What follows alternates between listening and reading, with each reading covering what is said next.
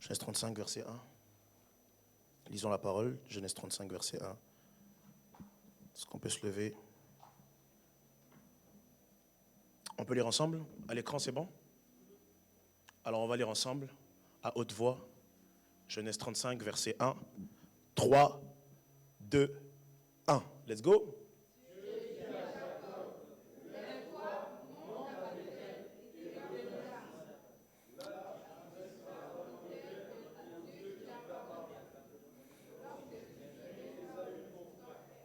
Merci beaucoup. On va reprendre encore ce verset parce que j'aimerais que nous puissions être conscients de ce que Dieu veut nous dire ce matin. 3, 2, 1. Dieu dit à Jacob, lève-toi, monte à Bethel, et demeure-y là. Tu dresseras ton autel à l'hiver. Dernier verset que nous allons lire, Genèse 28, verset 16. Genèse 28, plutôt 15 à 16, comme ça on va bien comprendre. Genèse 28, 15 à 16. On lit ensemble, 3, 2, 1. Voici, je suis avec toi, je te garderai partout où tu vas. Je te ramènerai dans ce pays, car je... 16. Jacob s'éveilla. Certainement l'Éternel est en ce lieu, et moi je ne savais. Parole du Seigneur. On peut se rasseoir. Que Dieu bénisse sa parole et nous permette de le comprendre. Amen. Les amis, nous allons parler de la présence de Dieu ce matin. J'aurai le temps de pouvoir, pendant ce mois-ci, parler vraiment de la présence de Dieu en long et en large. Mais je veux d'abord poser des bases qui nous permettront de bien comprendre déjà la présence de Dieu. La première base que je veux poser, c'est que nous, en tant qu'enfants de Dieu, nous, en tant que chrétiens, nous ne vivons pas par religion, mais nous vivons par relation. Est-ce que je peux répéter ça? Je pose cette base pour quelqu'un.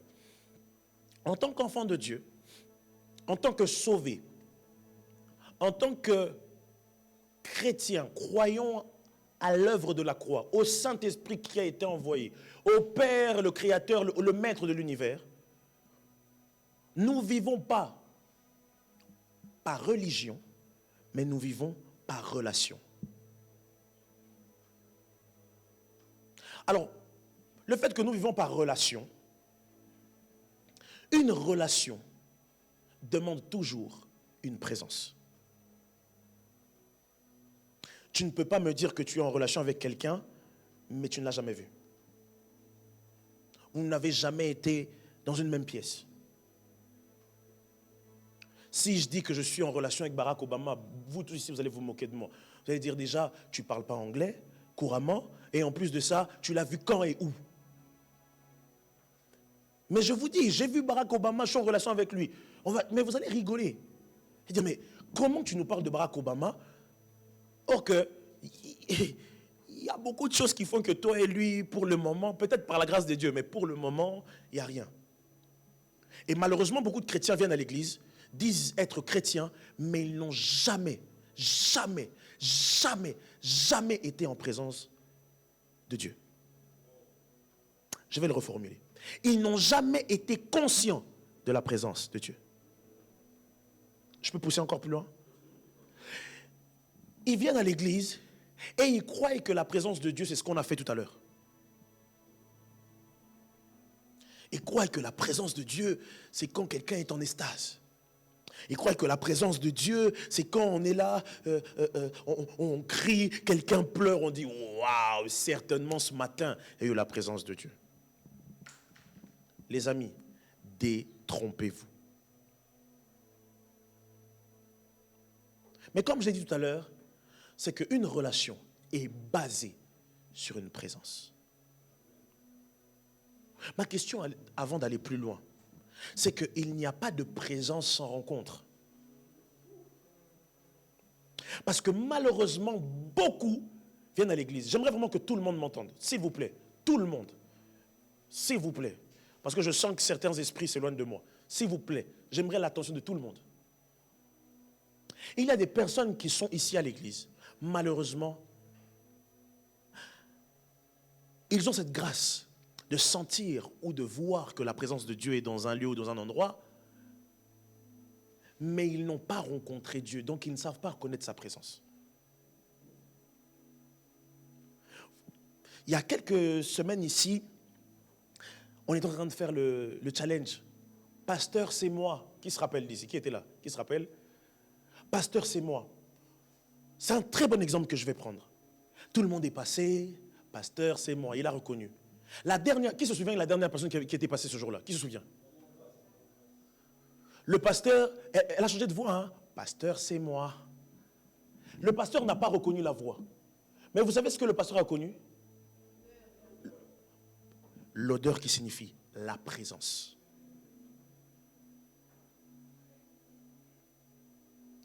Je ne reconnais pas la voix. Mais cette présence, quand je sais la ressentir. Je n'ai pas besoin de voir la personne, mais je sais la ressentir. Je n'ai pas besoin qu'on me dise que c'est elle. Je n'ai pas besoin de... Non. Dès que je fais ça, elle est là. Et malheureusement, beaucoup de chrétiens, nous faisons cette erreur. Nous croyons que juste être dans la présence de Dieu, c'est suffisant. Mais avant qu'il y ait la présence de Dieu, il faut qu'il y ait la rencontre avec Dieu. Ma question ce matin, avant d'aller plus loin, est-ce que tu as réellement rencontré Dieu? Parce que je viens de le dire, que notre vie chrétienne n'est pas basée sur la religion, mais sur une relation. Il y a des gens qui viennent à l'église par religiosité. Parce que c'est dimanche matin, on a l'habitude de venir à l'église. Bannissez le mot habitude dans votre vocabulaire et dans votre relation avec Dieu, sinon vous allez stagner. Je vais le répéter. Bannissez ce mot habitude de votre vocabulaire, sinon vous allez stagner. Ceux qui font des choses par habitude perdent... comment on appelle ça? Voilà, ceux qui font les choses pour Dieu par habitude, ils perdent l'exclusivité. Parce qu'une relation, c'est de jour en jour. Mais si tu te bases seulement parce qu'on a l'habitude de faire comme ça, comme ça, comme ça, comme ça, comme ça, tu perdras l'exclusivité que le ciel veut te donner. Alors, avant la présence, il faut la rencontre. Regarde ton voisin, dis-lui, as-tu déjà rencontré Dieu? Regarde ton autre voisin, dis-lui aussi, as-tu déjà rencontré Dieu?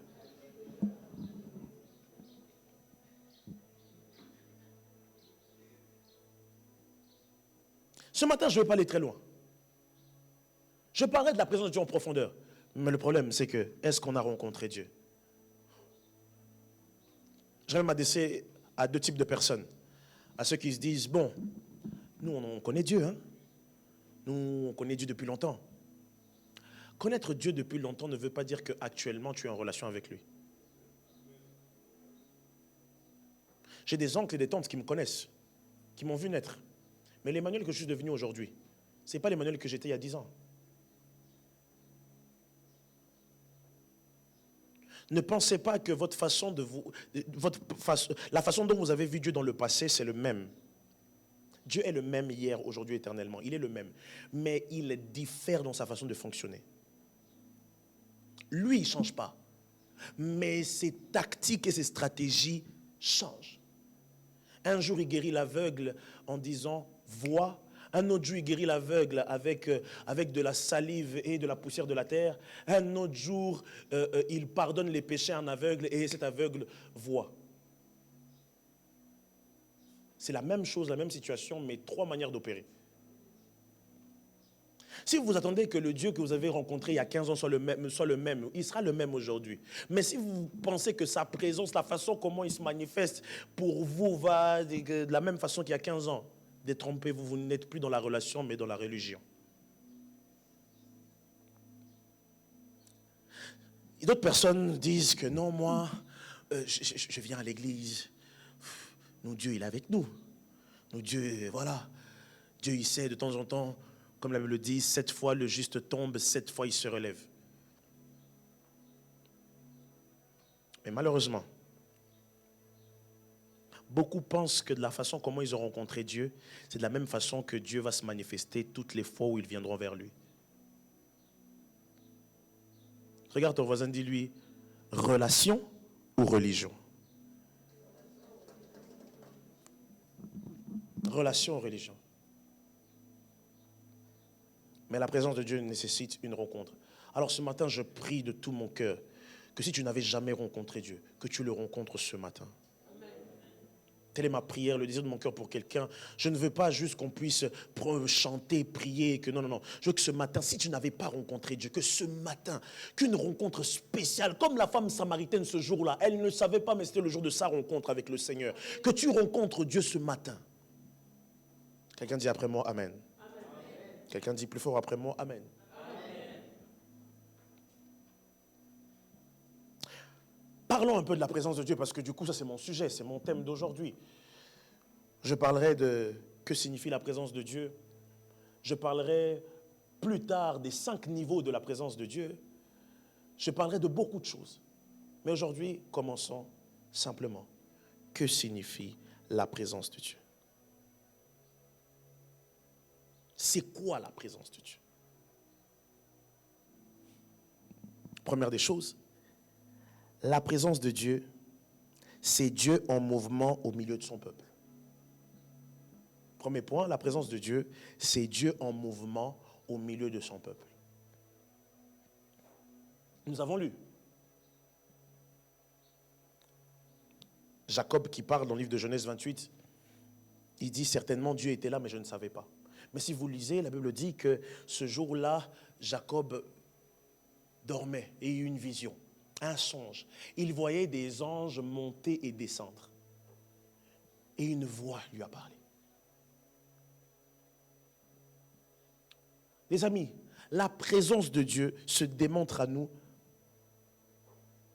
lorsque Dieu est en mouvement. Dieu est en mouvement.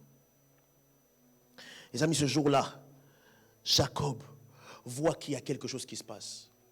Les amis, vous ne pouvez pas rester dans la présence de Dieu sans que vous sentez un mouvement autour de vous. Il y a un mouvement.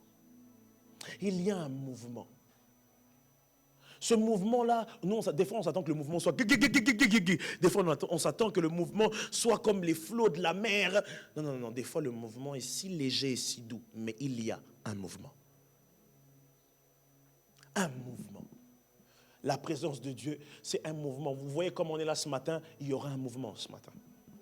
Même si vous ne dites pas Amen, ce n'est pas grave. Mais je le répète, il y aura un mouvement ce matin.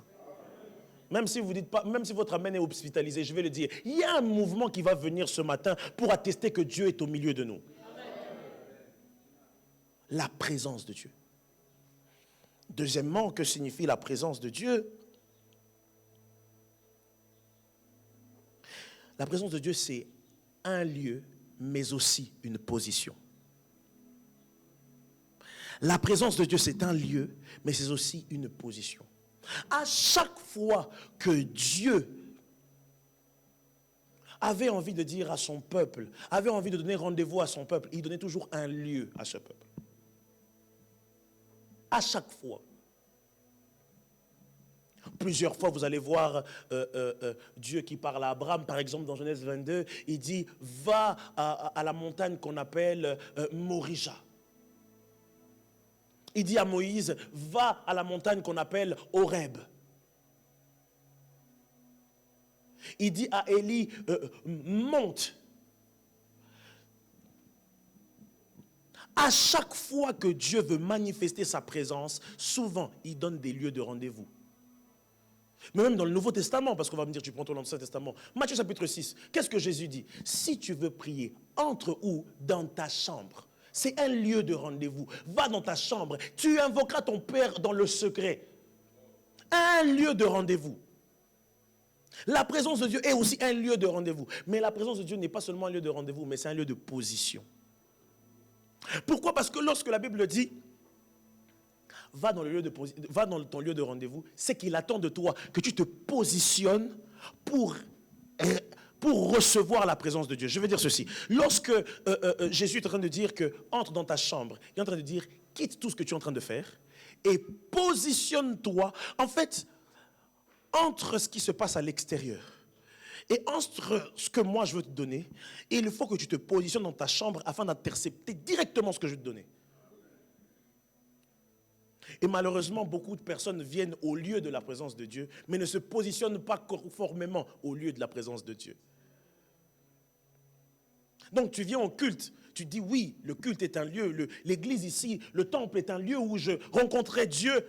Mais en fait, quand tu viens, tu ne te positionnes pas. Quand je parle de position, je ne parle pas seulement de position physique, mais je parle surtout de position du cœur. Beaucoup de gens viennent à l'église pour recevoir de Dieu, mais sans avoir le cœur disponible à vraiment donner d'abord à Dieu. La Bible dit ceci. Écoutez ce que la Bible dit. Rendez à César ce qui est à César et à Dieu ce qui est à Dieu. Maintenant, ma question, c'est à Dieu. Qu'est-ce qui est à Dieu? C'est la louange, c'est l'adoration, c'est la célébration, c'est les prières. Ça, c'est à Dieu. Mais malheureusement, lorsqu'on vient au lieu de culte, on vient où il y a la présence de Dieu, malheureusement, on ne se positionne pas. On se dit, bon, j'attends seulement que la parole arrive pour recevoir de Dieu. Mais avant la parole, est-ce que tu as bien donné à Dieu ce qui est à Dieu? On l'a lu la semaine passée, Éphésiens chapitre 5, verset 20. Elle me dit, rendez continuellement grâce pour tout. Malheureusement, les gens attendent qu'on leur dise de rendre grâce. Ils ne rendent pas grâce automatiquement. La présence de Dieu est un lieu, mais aussi un positionnement. Ne viens pas au culte comme tout le monde. Viens au culte parce que tu veux te positionner pour intercepter sa présence. Ne viens pas au culte parce que tout le monde s'habille. Non, non, non. Viens parce que tu as envie d'être le... Ça veut dire que s'il doit descendre, tu veux être le premier. Comme dans la piscine de Bethsaïda. Quand l'ange venait agiter l'eau, le premier qui tombait dans l'eau était guéri. Il y a quelqu'un qui a mal au bras ici? Reçois ton miracle au nom de Jésus. Parce que j'ai eu mal là tout à l'heure. Le premier qui tombe dans l'eau est guéri. Alors s'il vous plaît, ne venons pas au culte. Les amis, il y a des gens qui viennent au culte des fois, je ne parle pas d'ici, hein. Nous on est une très bonne église. Nous les gens ils ne sont jamais fatigués, c'est jamais ici. Loin là-bas, dans d'autres églises, nous ici on est bien.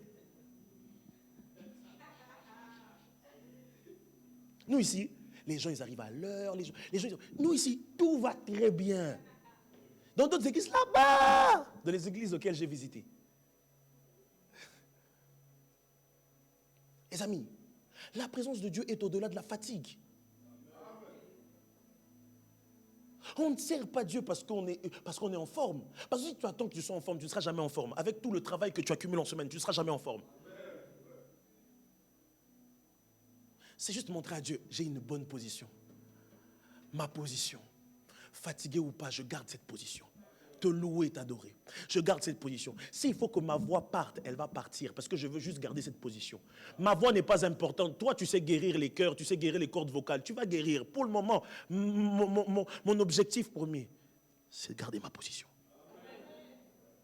Beaucoup de gens viennent par religiosité et non par relation. Lorsque je viens par relation, je veux garder ma position.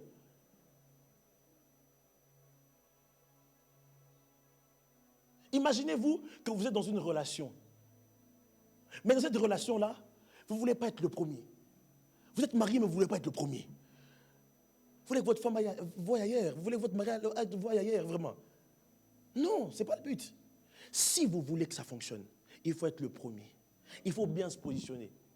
Alors Seigneur, puisque moi je t'aime plus que tout, et surtout toi tu m'as aimé le premier, chaque fois que j'ai l'opportunité dans ta présence, je veux bien me positionner. Est-ce que quelqu'un ce matin peut lever sa main et prendre la résolution de bien se positionner à chaque fois qu'il vient en culte? De bien te positionner. De bien te positionner. Des fois, on vient en culte en retard sous prétexte que... Tcha! Je n'ai jamais vu quelqu'un qui a donné rendez-vous à un restaurant, tu te pointes 30 minutes après. Mis à part s'il y a des bouchons. Mais normalement, quand tu sais que tu as prévu de venir aller à un rendez-vous date, qu'est-ce que tu fais? Tu te prépares bien en avance parce que tu sais que je vais aller rencontrer quelqu'un. Mais nous, malheureusement, quand c'est pour le culte, on décide de venir en retard. Parce qu'il y a quelque part dans notre tête, il y a la religion qui se passe et non la relation. On se dit qu'on va aller juste prier, on ne se dit pas qu'on va aller voir Dieu. Shalom, ça passe bien, hein? Comme tu aimes là. Plein de gens viennent, c'est normal. Mais beaucoup d'entre nous ici, quand c'est pour le travail, ils sont à l'heure. Pour les hommes, vous êtes à l'heure. Pour Dieu, tout ça là, je mets dans le sang de Jésus. Parce que ça il ne s'agit pas de religion, c'est de relation. Les amis, si on commence seulement à voir que c'est seulement la relation, on arrivera à mieux palper la présence de Dieu. Parce que la présence de Dieu au milieu de nous, elle est tangible. Vous en faites pas, je vais en parler tout ça. Mais j'aimerais d'abord enlever certaines forteresses pour construire, bâtir des nouvelles. L'une des visions de cette église, c'est bâtir des mentalités fortes. Alors je suis en train de bâtir pour te dire, hey, arriver à l'heure au travail, c'est une bonne chose. Mais arriver à l'église à l'heure, c'est une très très bonne chose. Il y en a d'autres qui louent Dieu en fonction de la masse. C'est-à-dire que si là, tu entends vraiment les gens chanter fort, toi aussi tu dis, Alléluia, je chante fort. Mais quand il n'y a personne, c'est froid comme ce matin. À 6 heures, très froid. Les amis, c'est une relation. Pas une religion, c'est une relation. Bon, si je ne viens pas à l'église, les amis, on ne vient pas à l'église d'abord pour n'importe, on vient à l'église d'abord pour lui d'abord. Si on peut changer, je veux juste qu'on puisse changer notre angle de vue. Il faut une position. Regarde ton voisin, dis-lui, change ta position s'il te plaît. Et on redit encore, change ta position s'il te plaît. Troisième des choses, c'est quoi la présence de Dieu? C'est le lieu où le cœur de Dieu et l'esprit de l'homme se rencontrent. Je vais répéter. C'est le lieu où le cœur de Dieu et l'esprit de l'homme se rencontrent. C'est le lieu où le cœur de Dieu et l'esprit de l'homme se rencontrent.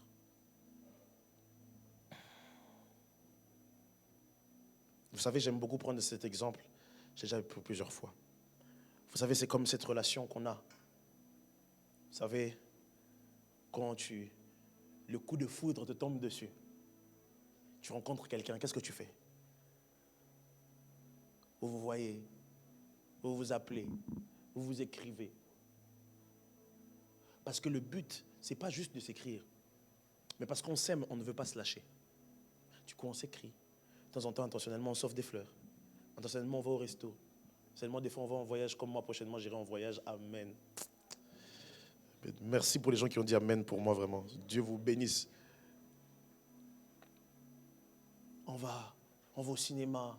Moi, d'ailleurs, j'ai prévu d'aller regarder les Marvel avec ma femme. Ça fait longtemps. C'est Capitaine America revient. Ah ouais. Fan de Marvel. Là, actuellement, fan de Marvel. Là, c'est fini. Pourquoi? Parce qu'on veut entretenir cette flamme. Parce que on apprend aussi à se connaître, n'est-ce pas? Moi, des fois, quand je parle avec ma femme, je dis, moi, j'aime bien la sauce gombo. Elle me dit, sauce gombo, dégueulasse. Moi, je dis, moi, j'ai grandi avec ça. Sauce gombo avec un peu de la semoule. Magnifique. Merci beaucoup. Et là, Zara, hein, sauce gombo, n'est-ce pas? Comment on dit chez nous? Voilà, dongo, dongo. Et des fois, moi, j'aime bien le mbika. Ma femme, elle n'aime pas. Moi, j'aime bien. Vous voyez? Tout ça, pourquoi? Parce que lorsqu'on parle, on n'est pas seulement en train de donner des informations. Nos cœurs se rapprochent. Lorsqu'on arrive dans la présence de Dieu, même sans parler, ton esprit et le cœur de Dieu se rapprochent. Tu n'as pas besoin de parler à Dieu. Dieu s'appelle la parole. Qu'est-ce que tu veux dire à celui qui s'appelle la parole? Tu n'as pas besoin de beaucoup parler. Dieu s'appelle du nom de la parole. Qu'est-ce que tu veux lui dire qu'il ne sait pas? Qu'est-ce que tu veux lui dire qu'il n'a jamais entendu? Il s'appelle du nom de la parole. Mais tout ce qu'il veut, c'est justement cette proximité. La présence de Dieu, c'est là où tu étais éloigné. Mais de plus en plus, tu te rapproches. C'est pour ça qu'il y a quelqu'un comme Moïse. Quand il montait sur la montagne et qu'il descendait, son visage brillait. Pourquoi? Pas parce qu'il avait parlé avec Dieu. Pas parce que, non. Il était tellement dans la présence de Dieu que le reflet de sa gloire l'a pénétré. Je prie que quelqu'un ce matin puisse goûter au reflet de la gloire. Ton amen m'intimide. Je recommence. Je prie que le reflet de la gloire de Dieu apparaît sur ton visage. Que ceux qui ne te reconnaissent, que ceux qui te négligeaient te reconnaissent et reconnaissent la gloire de Dieu qui apparaît sur toi.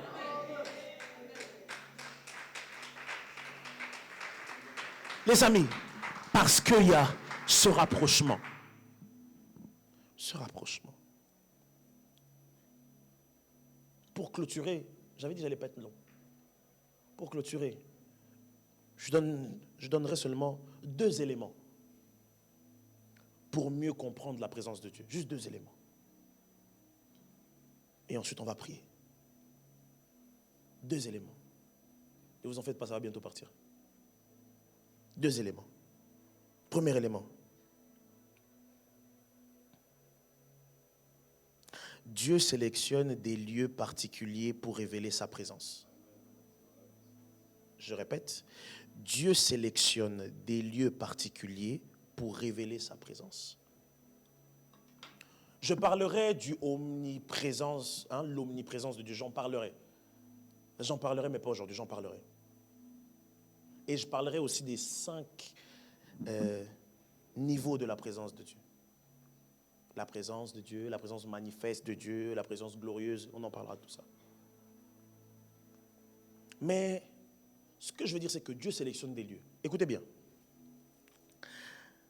Dieu va dire ceci dans sa parole.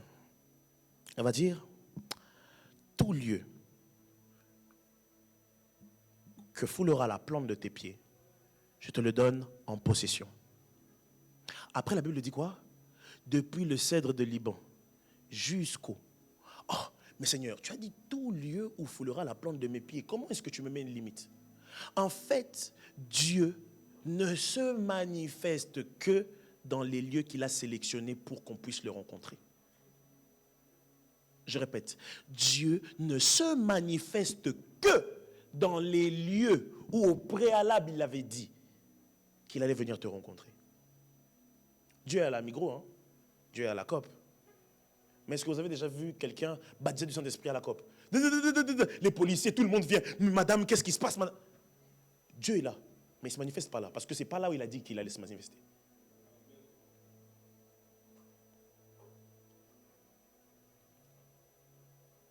Mais Dieu aussi a donné quelques signes là où il va se manifester. Il dira, là où 2 ou 3 sont réunis, je suis au milieu d'eux. J'ai maintenant une question à te poser. Est-ce que Dieu n'est pas ici ce matin? J'ai l'impression que tu n'es pas conscient. Je répète, est-ce que Dieu ce matin n'est pas ici?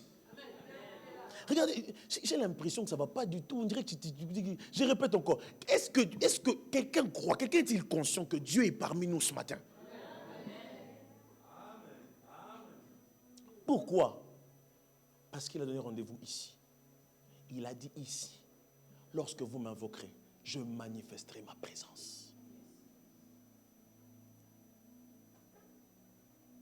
Lorsque vous me prierez, je manifesterai ma présence. Seigneur, tu es où? Je veux te voir. Il est là. C'est ici que Dieu veut manifester sa présence. Deuxième élément pour comprendre la présence de Dieu et dernier élément, et nous allons prier. Dans sa présence, Dieu nous parle lorsque nous sommes concentrés et réceptifs.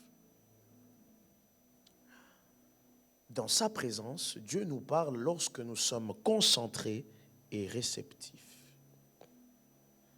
Dieu est là. Je l'ai dit que Dieu est là. Mais peu de personnes ici sont concentrées. Non, pas ici.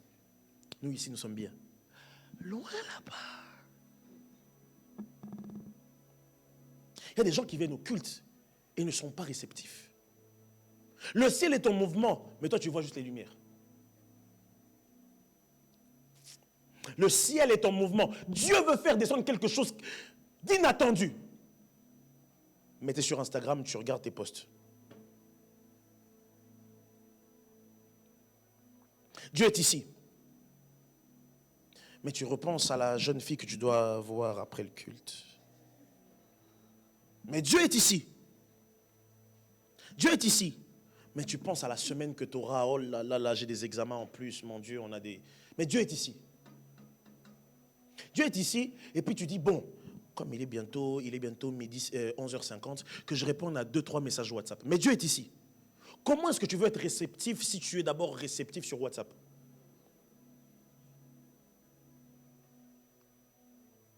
Tu ne peux pas être connecté au ciel et connecté aux réseaux sociaux en même temps. Ça ne se marche pas.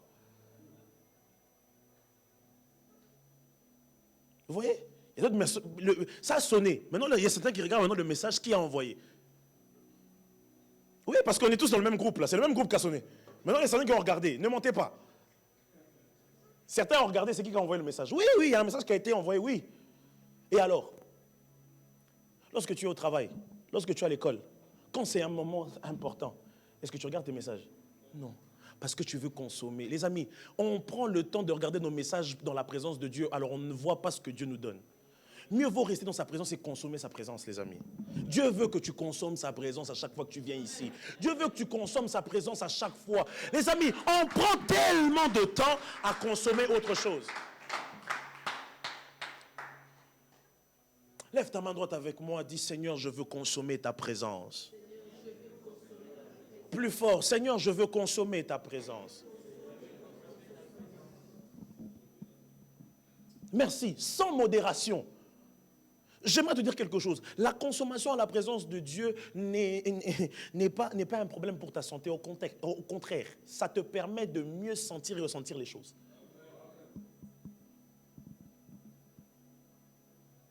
Réceptif. C'est dans les petites choses. Et il y a des personnes qui s'habituent. Par exemple, là, je dis, bien-aimé, que Dieu vous bénisse. Les gens, ils disent Amen parce qu'ils croient que c'est Emmanuel.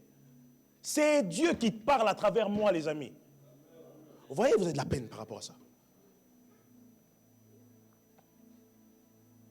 Le problème, c'est qu'on s'habitue trop au culte. On se dit, on sait que le pasteur, c'est lui qui va prêcher. Si ce n'est pas le pasteur, c'est sûrement Emmanuel qui va prêcher. Oh, des fois, c'est, voilà, on conduit la louange. Oui, sûrement. Les amis, quand on s'habitue trop aux choses sacrées, on ne peut pas bien accéder à la présence de Dieu. Je le répète, quand on s'habitue trop aux choses sacrées, quand on s'habitue trop à aller faire l'église, on ne reçoit plus les choses précieuses de sa présence.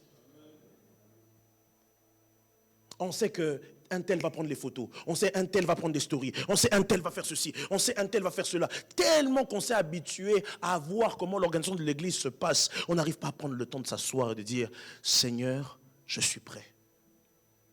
Fais-moi accéder dans ta présence. » Celui qui est réceptif dans la présence de Dieu, sa façon de prier change. Parce qu'il sait qu'il y a quelque chose du ciel qui est là pour moi. Vous avez déjà entendu, moi je le vois des fois à la maison chez moi, quand une certaine personne attend son colis de Zalando ou de chez Shein, il faut voir. J'ai envie de dire comme le pasteur, moi j'ai cité le nom de quelqu'un, hein? Non. Les amis, lorsqu'on attend un colis, on attend quelque chose, une lettre, quelque chose, recommandation, on attend quelque chose d'important. On est dans l'attitude d'attente, parce qu'on sait que ça va arriver. Beaucoup attendent que Dieu agisse. Mais pendant qu'ils sont au culte, ils ne sont pas dans l'attitude des personnes qui attendent. Du coup, leur colis est renvoyé.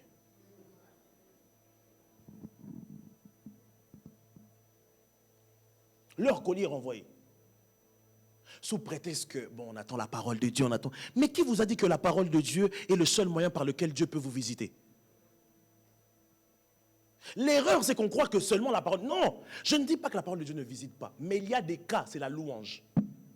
Il y a des cas, c'est pendant les annonces. C'est pour ça que les moments de culte, n'attendez pas juste un moment. C'est-à-dire tous les moments de culte sont des moments importants où vous pouvez recevoir quelque chose de Dieu. Jusqu'à ce qu'on dise Amen, croyez-moi, jusqu'à ce qu'on dise Amen à 12h30, croyez que vous pouvez recevoir quelque chose de Dieu.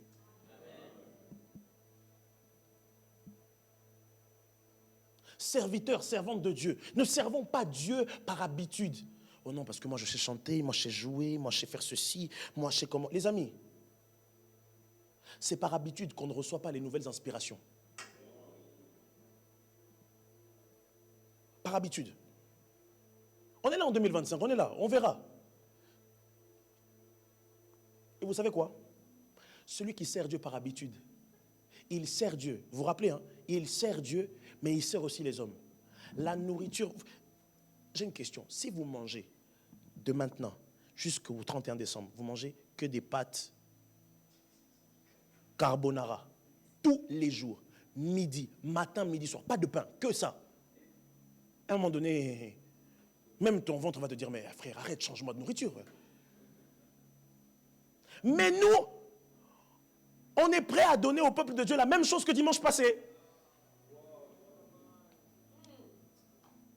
Comme j'avais prié ce jour-là, là, Seigneur, je prie. Il y a même quelqu'un, je vais répéter ce que j'entends dire. Il y a même quelqu'un qui a, vous savez, même sur TikTok, quelqu'un qui a dit, tellement qu'il est fatigué, il a la flemme de prier. Bon, Seigneur, tu vois la même prière qu'hier, bah, la même pour aujourd'hui, amen, il dort. Donc tu veux donner à Dieu, les amis, écoutez-moi, donnons à Dieu des choses qu'on a fait aujourd'hui et pas des choses préchauffées d'hier.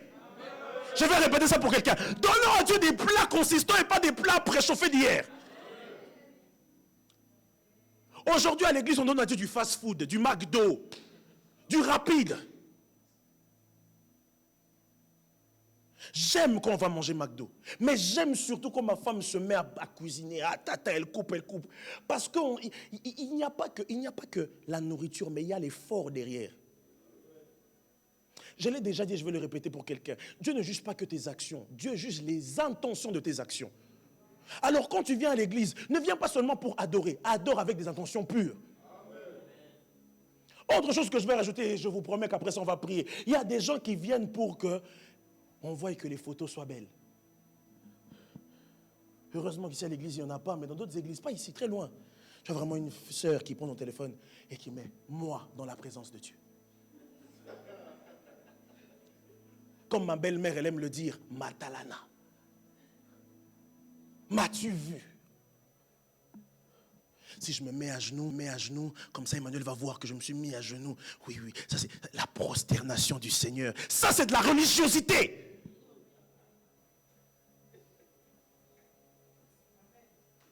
Il y a des gens qui viendront, oh non Père, me voici, dans ta présence. Il y a des gens, même lorsqu'ils prient, changent leur voix. Que j'en parle ou j'en parle pas? Oui Père, dans ta présence, nous venons, selon la constitution de ta parole, car il est écrit. Mais lorsque tu viens, wesh, comment, wesh.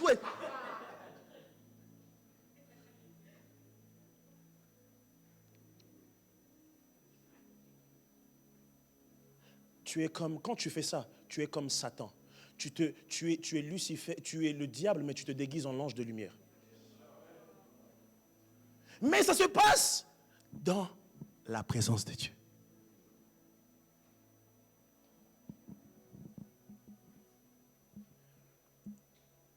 Une autre chose que je vais encore enlever, et je vous promets qu'on va prier. Il y a des gens qui pensent que la présence de Dieu, lève-moi le volume, s'il te plaît. Volume, vraiment volume. Play. Vous entendez ça?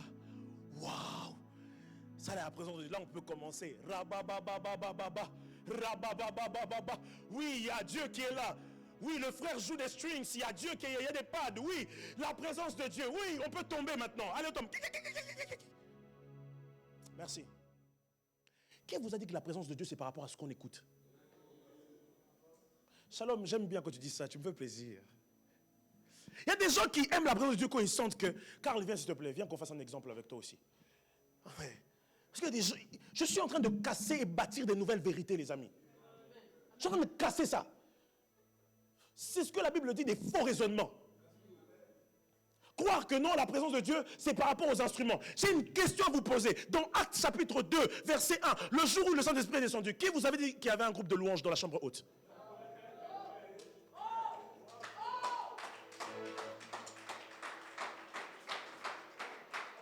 On y va, lève-moi le volume.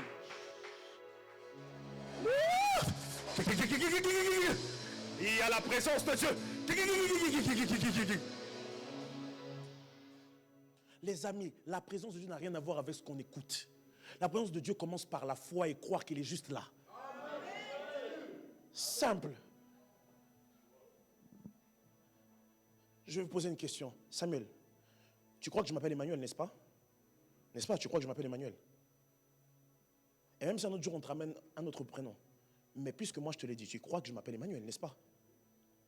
Est-ce que, même si on ne se voit pas pendant 6 mois, est-ce que la croyance que tu as envers mon prénom va changer? Pourquoi? Parce que tu sais. Tu le sais. C'est exactement ça. La présence de Dieu n'a rien à voir avec ce que vous ressentez autour de vous.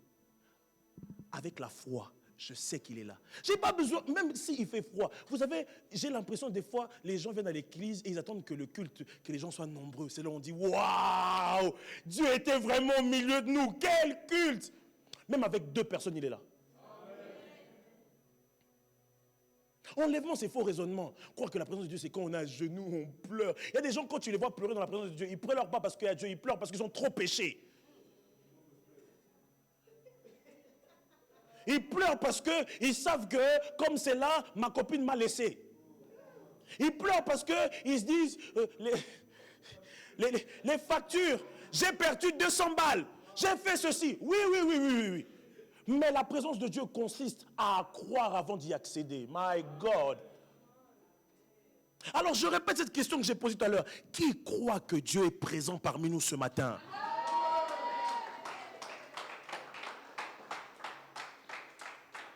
On n'a pas besoin de prier pour ça. Il est là. Je n'ai pas besoin de vous impressionner. Dieu est là. Mais maintenant, ce qui est important, comment tu te positionnes quand Dieu est là? On continuera dimanche prochain. Mais pour le moment, j'aimerais que tu sois conscient.